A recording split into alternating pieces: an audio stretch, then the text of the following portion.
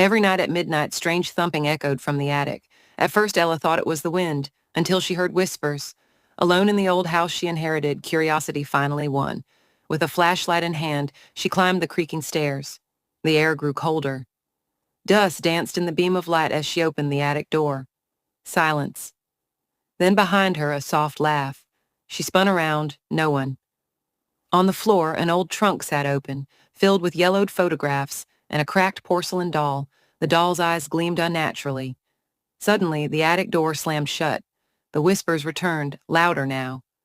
Ella realized the noises weren't echoes from the past. They were warnings.